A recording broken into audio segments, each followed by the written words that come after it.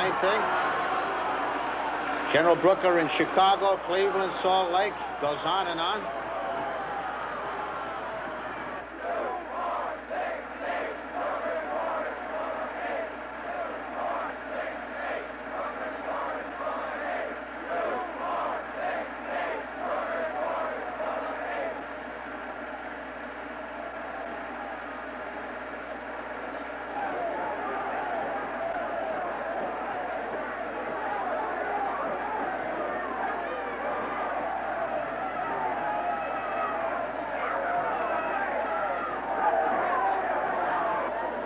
Detroit, a week ago, 2 shots were fired at the general. He wasn't touched, but 3 policemen and 9 civilians were injured in the riot that followed.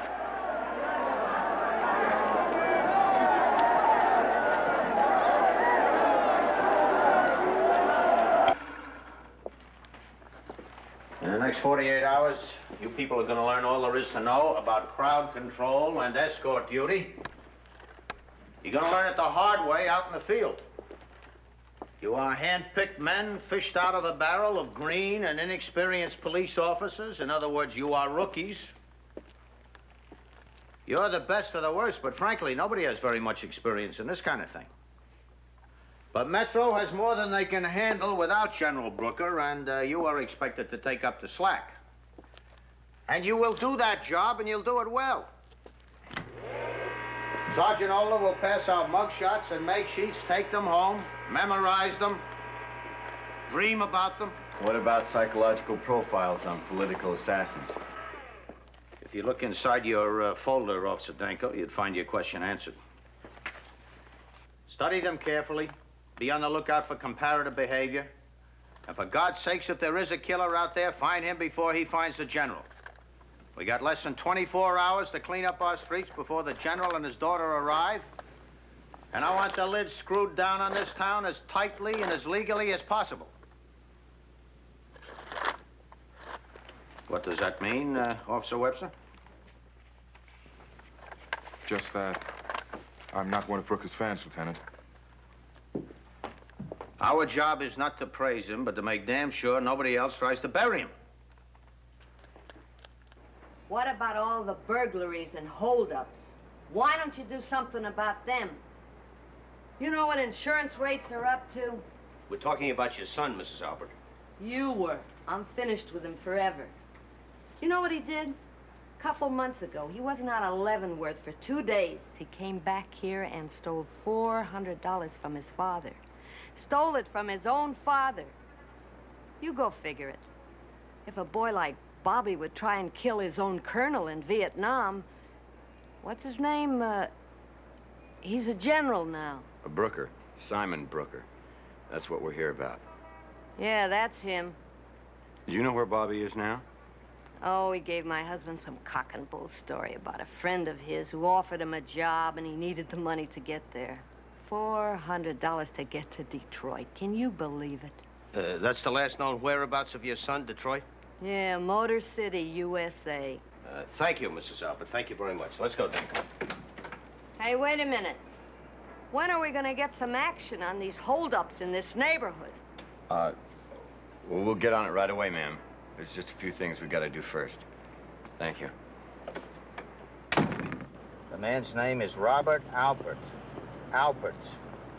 Convicted of the attempted murder of Simon Brooker in Vietnam in 1967.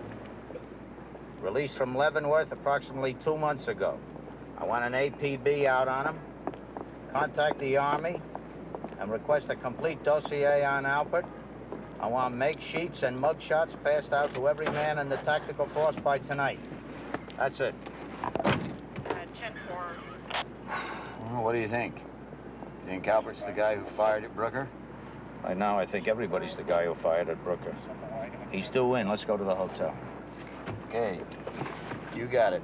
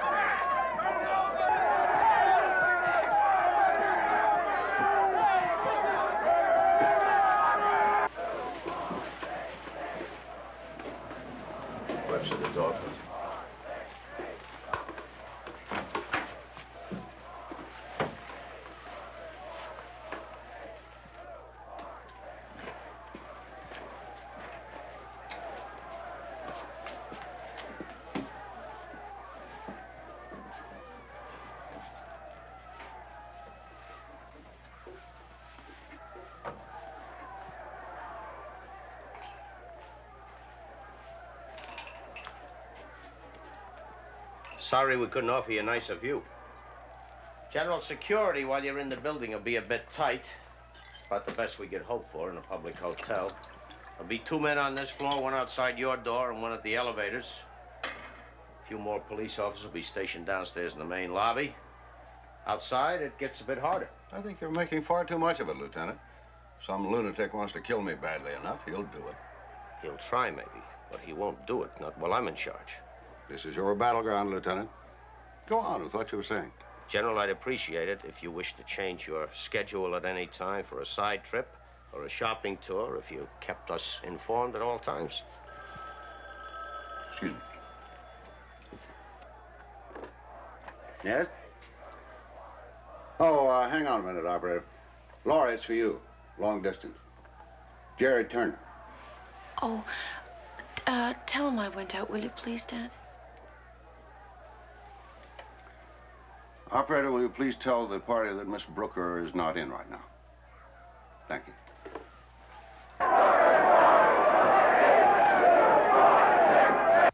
As you know, General, there are a good many people in this state who disagree with your recent actions. I wasn't commissioned to please the people of this state, Mr. Newton. I was commissioned to command my men to the best of my ability, and that's precisely what I did. I have no inclination to apologize for that fact. Hey, I thought we were supposed to hear what the man has to say. Well, I've listened to him before, and I think I know him well enough. Do you really? How many of his own men did he lose during World War II and in Korea? I don't know. I know what it is you're trying to say. It's you lose people in a war, man. It's a fact of life. Well, as inhuman as it may sound, isn't the point still to lose less than the other side? Sure, but this man is one of the most decorated officers of any branch of the service. The man is a glory merchant. Hey, why are you so down on Brooker, Terry? There are a lot of them a lot worse than he is. Maybe. But I'm the one detailed to run interference for him, and I don't like him, that's all. Hey, you going away mad? No, just going away. Willie? No, I think I'll, stick around here for a while. Well, that's best news I've heard all day. Oh, come on, Mike. Willie can stick around for as long as he wants to. Would you like to, think about that last remark? Good night, Willie. Good night, Willie. Okay, I hear you. You know, the day hasn't been a total loss. Got to look at a bunch of pictures. And I also found out that our friend General Brooker has got one fine-looking daughter.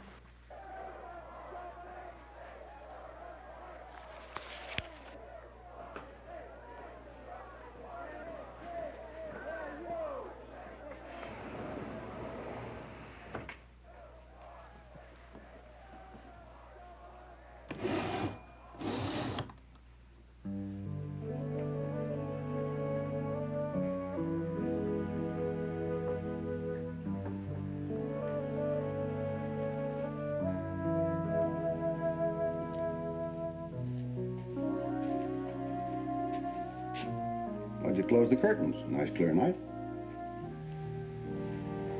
Daddy, don't. Why not? Because they're still out there.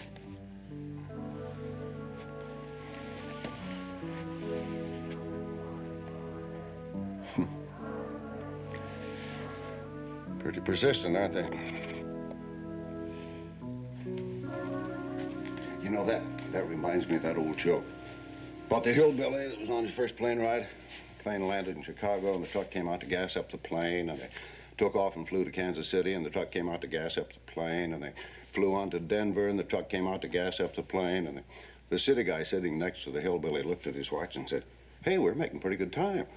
The hillbilly said, "Well, that little The old red truck isn't doing too bad either. Told you that joke before, obviously. Yes. And every time I tell you how tired I am of pickets and demonstrations. Well, at least I'm consistent.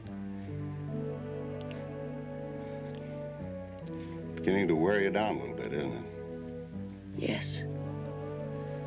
I'm tired of pickets, and I'm tired of the things that people say about you. And I'm tired of living out of suitcases. A lot of people agree with what I say, sweetheart. Yeah, I know. But I'm just tired of it, Daddy. I'm just tired of it all.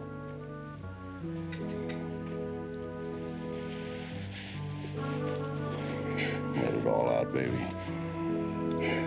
That's right. That's Daddy's girl.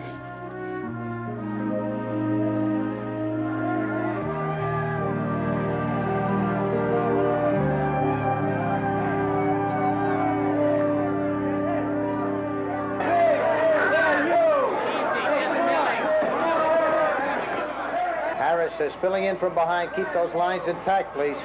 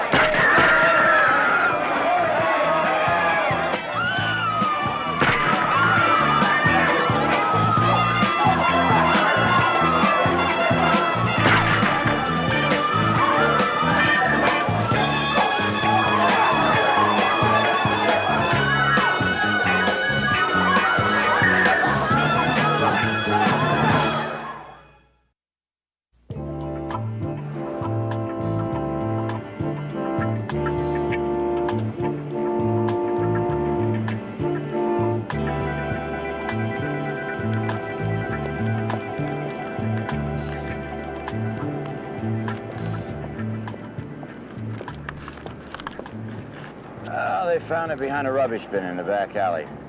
Whoever it was, he probably dumped it and joined in with the mob. Might be some fingerprints on it. I doubt that. Anybody who'd take the trouble to file off the serial number would probably think about fingerprints. That's it. We got nothing on him then.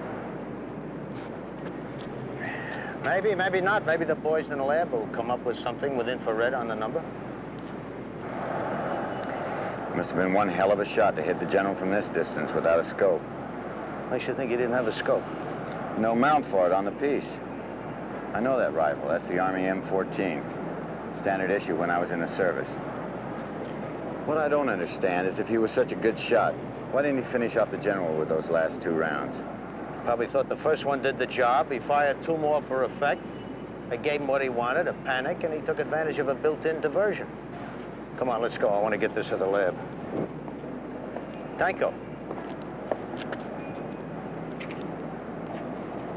Did you study those make sheets last night? Yeah. You're not putting it together. Robert Alpert was classified by the Army as an expert rifleman when he went through basic. Now, what kind of a weapon was the Army using in 1965? The M14. How's he doing? That's one tough general. So I've been told. Attention. Visiting hours will be over in 15 minutes, please.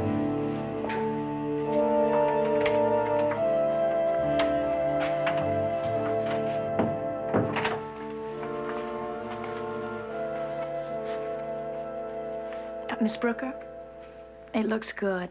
Look, it's too soon to be positive, but his vital signs are all strong. The doctors are optimistic. Oh, thank you. Hey, listen, he's still in anesthesia. He wouldn't even know you're there. Oh. What time is it, please? It's a little bit before 6. Listen, I can offer you a bed. The room next door to your father's is empty. You could try to get some rest. No, thank you. Not now. Later, maybe.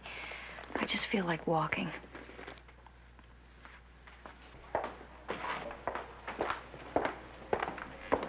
Thank you. Certainly. Miss Brooker, I understand your father's doing very well. Thank you for your concern, officer.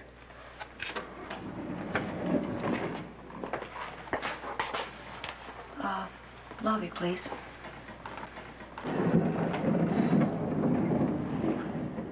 You going to the lobby, too? Sure. Why, sure? Well, I'm assigned you, Miss Brooker, to provide security. Suppose I don't want you assigned to me. Well, if you mean it's me personally you don't want, then I'm sure there'll be no problem getting someone else assigned to escort you. But if you don't want anyone to escort you at all, then there will be a problem. Well, then there's a problem. Look, I've had my fill of uniforms and schedules and regimentation. So, you tell your superiors that I'll have no escort. Is that clear, Officer? Gillis. Gillis. Is that quite clear? Yes, it is, Miss Brooker. Good. But I'm going to have a hard time getting that message to my superiors unless we get this elevator moving again. Thank you.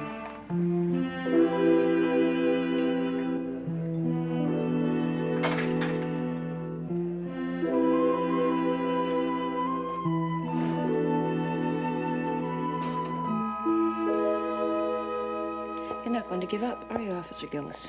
No, Miss Brooker, I'm not. I mean, I'm starting to feel like some sort of a child with my nurse walking 5 paces behind me. Well, if you're gonna act like a child, I guess you ought to feel like one, too. Sarcasm won't help matters, Officer Gillis. Well, Miss Brooker, being polite hasn't seemed to help matters either, has it? I wasn't aware that you had been polite, Officer Gillis. I know you weren't aware of it, Miss Brooker. Would you take off your uniform, please? I mean, as long as you're going to be my escort, do you have to be in uniform?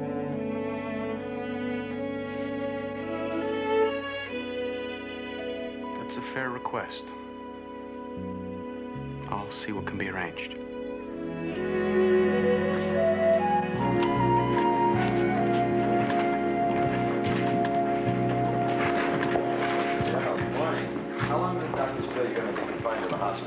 And also, will you continue around the country to defend your position?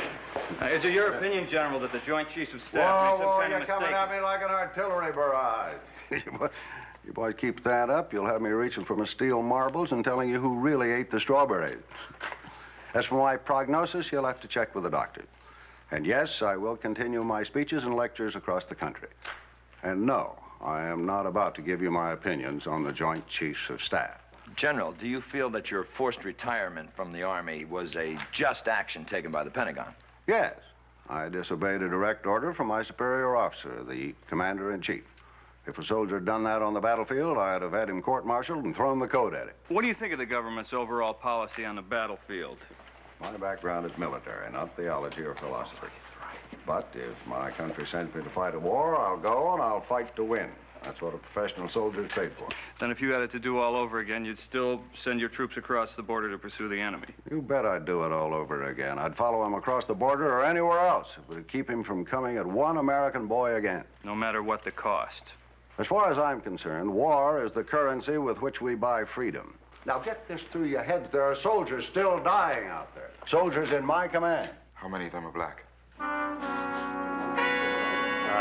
Webster?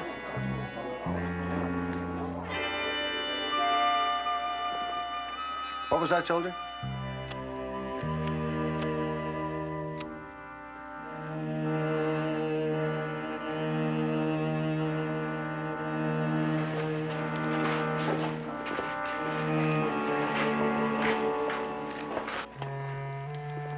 Would you repeat the question, please? Pass. No, too late. You dealt the hand. Let's play it out.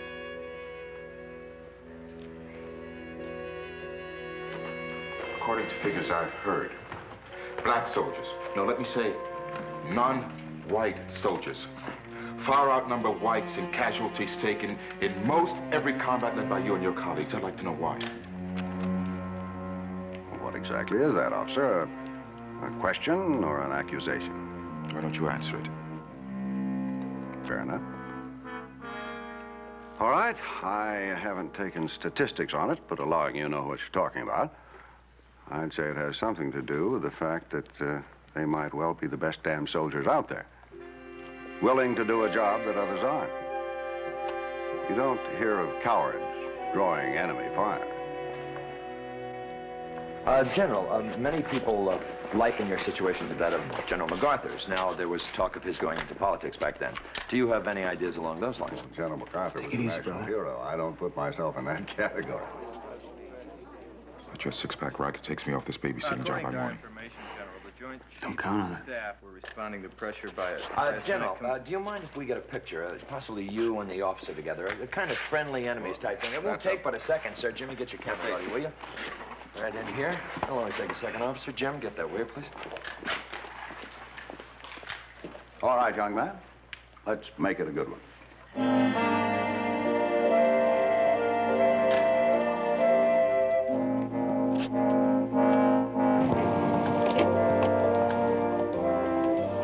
Is he a good friend of yours? Mm-hmm. A very good friend. Well, don't worry. My father got the best of him. Nothing'll happen. Well, I think you're reading that all wrong, Miss Brooker. From where I saw it, it looked like your father fell short. He walked all around that question. He didn't answer it. You think that what he accused my father of is true? I really don't know. You tell me. Well, it isn't. Not in thought or in fact. It's just that so many people don't like my father, that's all. Laurie! Hey, Laurie! Wait a minute.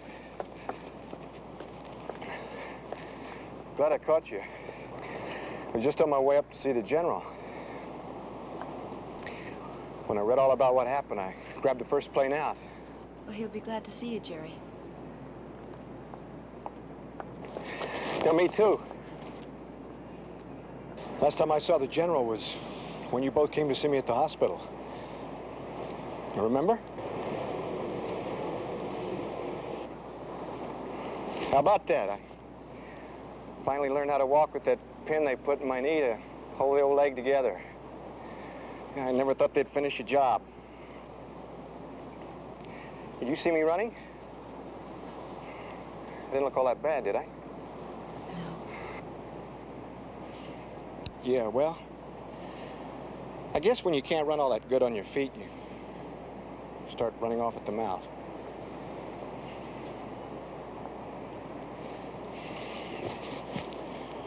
Just want to spend some time with you, Laurie. Maybe we could go out. No, I don't think so. Look, Jerry, when I was at the hospital, we decided to be just friends, that's all. Sure, I remember. That's all I want. Just to spend some time together with a friend.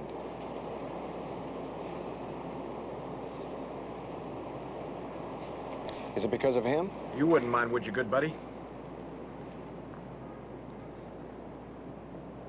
I would, Jerry. Look, I don't want to go out with you. I'm talking to you, good buddy. Tell the lady if you'd mind. Hey, now, I wouldn't mind if she wanted to, but she doesn't. So I mind. Well, then, looks like I'll have to change it so you don't. Jerry, stop it. Hey, listen, man, I'm a police officer on duty.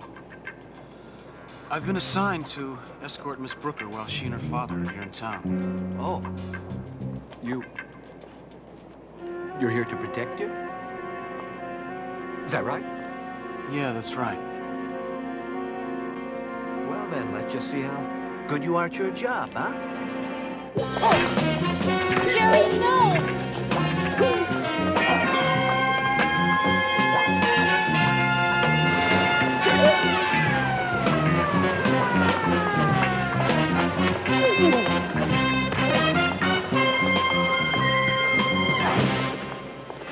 Officer, please help.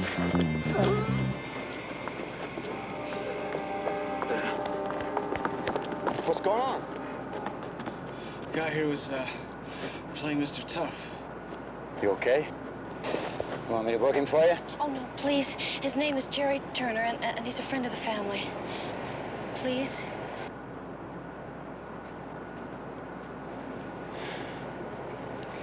Let him go. You sure?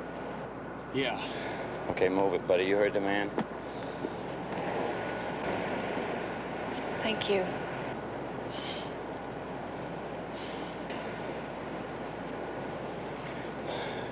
What are you doing out here? Oh, it seems we picked up a lucky accident. Robert Alpert smashed up his car on the freeway. Alfred? Wait a minute, that's the guy that tried to kill my father in Vietnam. Yeah, same. He had 2 high-powered rifles in the car and a schedule of your father's speaking engagements for the next 3 weeks.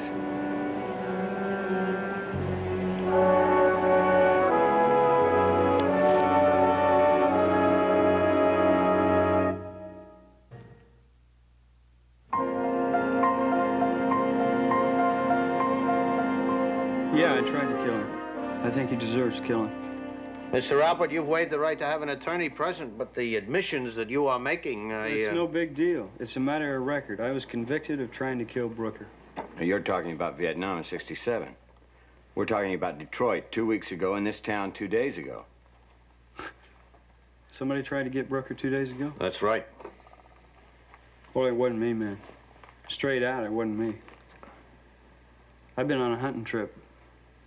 I was nowhere near a radio, phone, anything. Never ceases to amaze me. How many killers and thieves are brought in, carrying deadly weapons, and they're always just going to or just coming from a hunting trip. Well, you check it out, man. I was at the Vineyard Hunting Lodge, just outside State Line Drive. Okay. And how'd you happen to have a schedule of Brooker speaking engagements for the next 3 weeks? Well, it's something I gotta have. My shrink said I did. What's this? Who says you gotta have it? When I was in prison for trying to kill Brooker in '67, and I was guilty, I told my shrink that I didn't feel bad about trying to kill him, that I thought he deserved it. So he told me that I should never get myself in a position where I'd be close to Brooker, not even for a second, because chances are I'd try to kill him again. So I keep tabs on the guy. I still like to kill him, but I don't want to go to Slammer for it. What were you doing in town? I wasn't in town. I was passing through town. I was heading east on my way out of here when I got in this accident. Leaving town? Or trying to get away?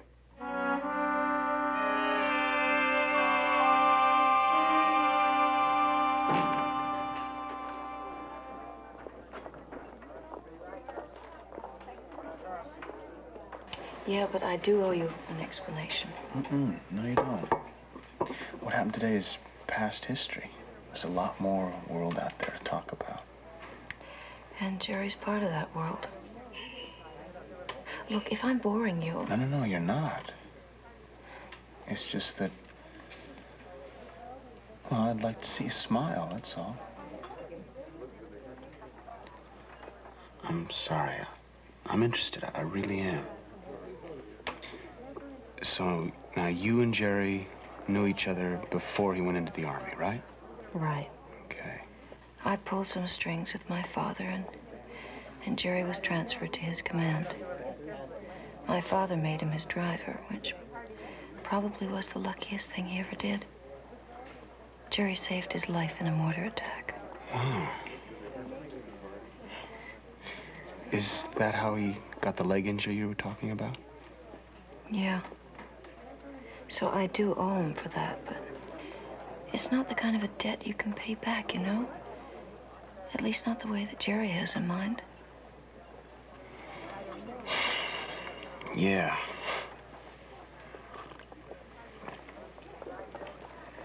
So, what are you gonna do when he comes back again? Make sure I'm with you, I guess. I hated those military hospitals. All those crippled and mangled bodies that I couldn't help connecting to my father and what he did with his life, you know?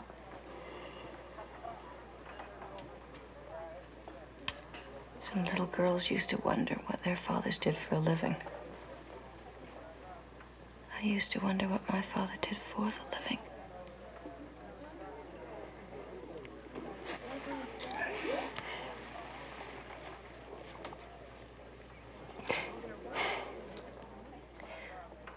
Willie? Mm-hmm. Let's save a life. Okay. Okay? Yeah.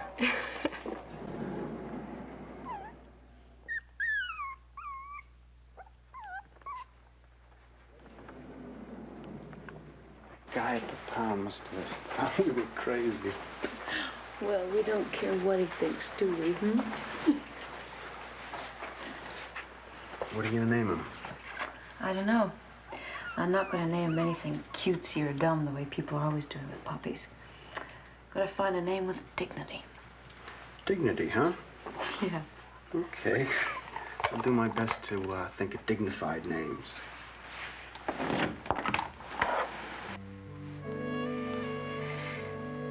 Well,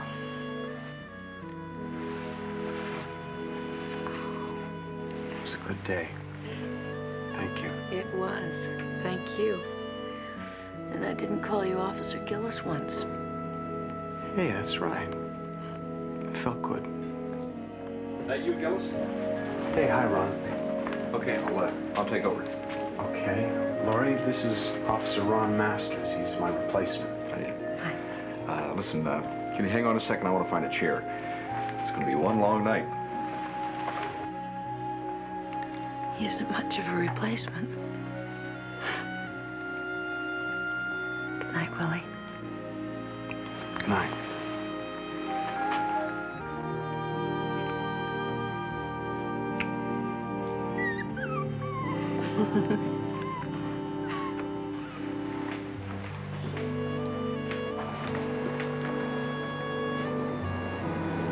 You won't make it, Webster. You won't last out the year. Okay, Lieutenant, I made a mistake, I admit it. It wasn't a time to sound off. But I just couldn't stand there and listen to him come on like he was Patrick Henry. I'm not talking about what you thought, only what you did. Hold it. Riker. Did you double check that? All right. Send what you got to the Detroit police. He might be the one they're looking for. Robert Alpert's alibi held. I sure thought he was the one. All right, go on, get out of here. Shall I tell Sergeant Older you want to pull me off of General Brooker's security detail?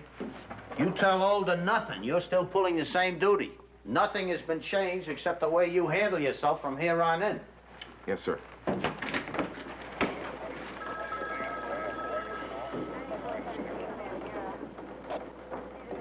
What is today, Officer Gillis?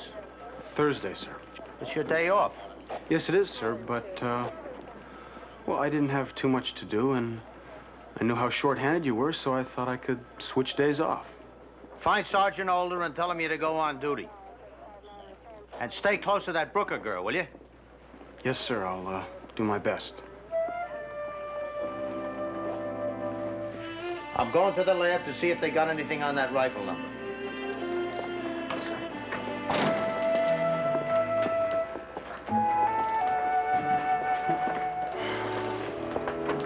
By the way, I owe you that six-pack.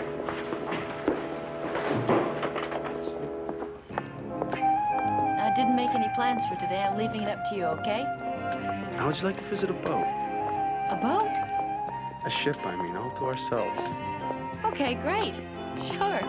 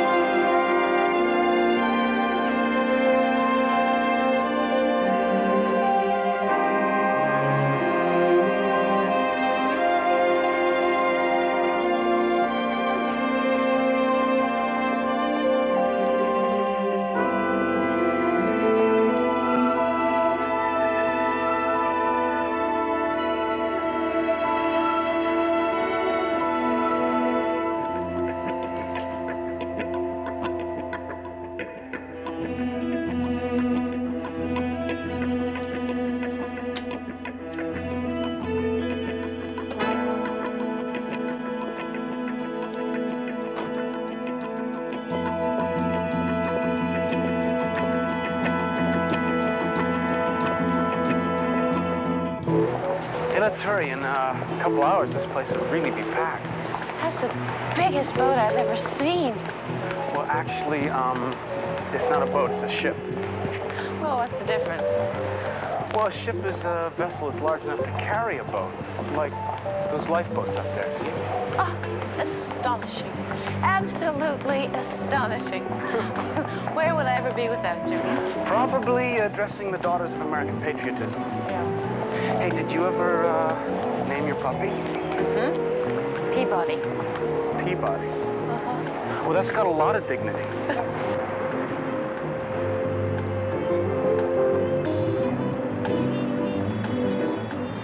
Hello. My name's Gillis. Mike Danko said that he was going to call you about my friend and I taking a look around. Oh, yeah. Go ahead. Have a good time. Thank you.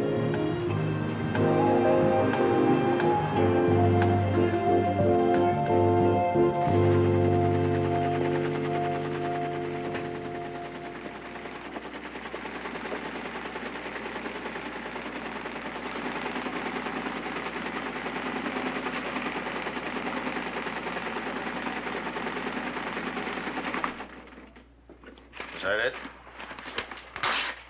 Yeah. Well, according to the serial number we got off that M14, the rifle belongs to a Private Thomas Orange. You got anything on him? Says he was killed in Vietnam and the weapon is listed as destroyed. Destroyed? Oh, beautiful. First I lose my prime suspect. Then the Army tells me that the rifle used in an assassination attempt doesn't exist. Go ahead, say it, Officer Danko, even if it seems crazy, and it probably is. Okay. Well, the last digit of the serial number, it read up very weak even with the infrared. Well, now, suppose the last digit wasn't a 1. Suppose it was a 7 with the arm file too deep to be picked up, or the vertical stem of a 4. Danko, whoever tried to kill that man is still on the prowl. So stop supposing and find out. You know, I've always wanted to do this. Explorer, you mean? Yeah. I've done some scuba diving, and I've always wanted to study oceanography. But I guess you can't do everything you want. You know what I've wanted to do for a long time? What? This.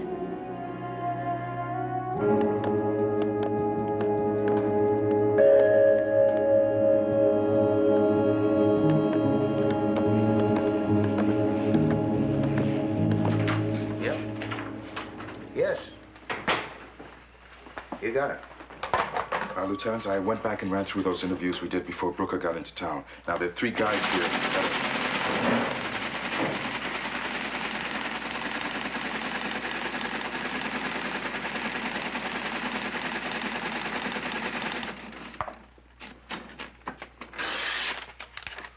Last numbers are 7. M14 rifle issued to Private Gerald Turner, veteran Vietnam, assigned as Brooker's driver during the last year of his tour. That's Jerry Turner. That mean something?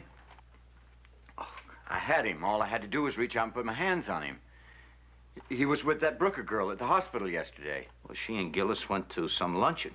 No, they didn't. They're on the Queen Mary. He called me about it. A friend of mine. Write it up after you get her back in the hotel room under lock and key.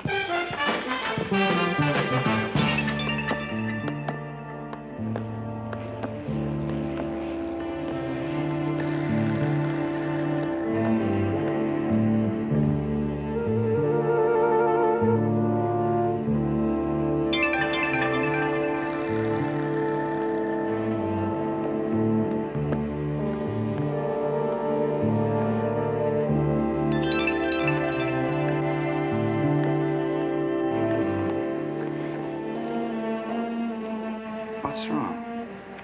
Well, it's just that there's something not very romantic about putting your arms around a guy and you find you're hugging a shoulder holster. Well, my dear, I'm still on duty, that's it.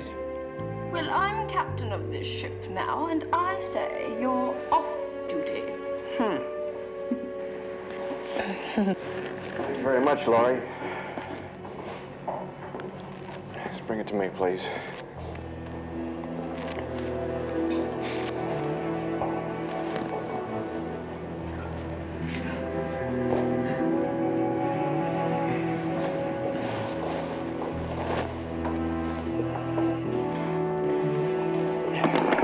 Thank you.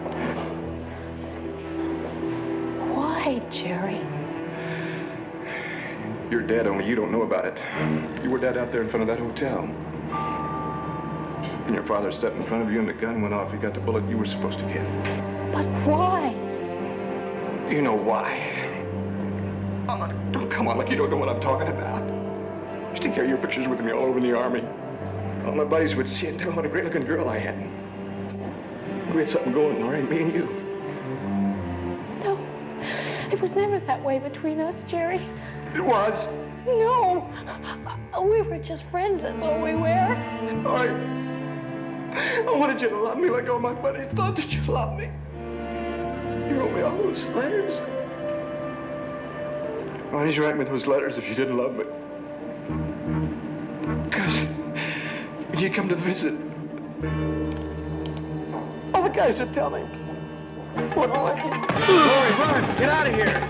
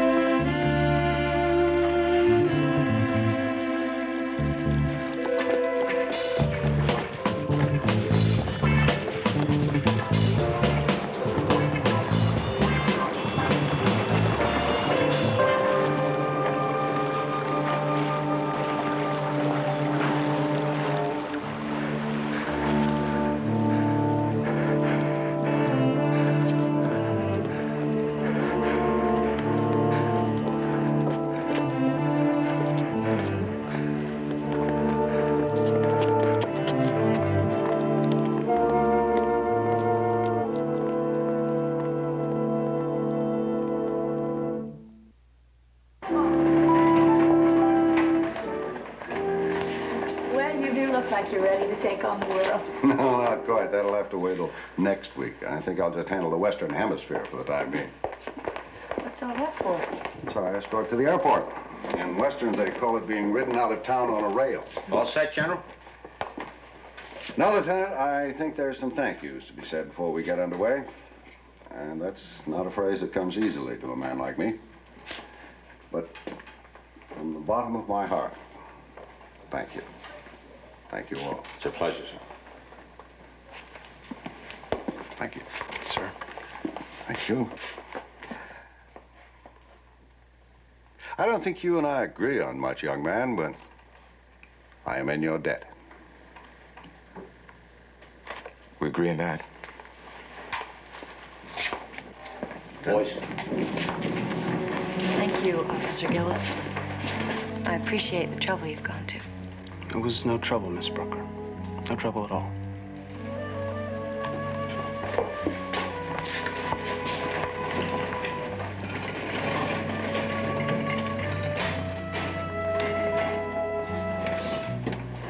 I'll catch up with you later.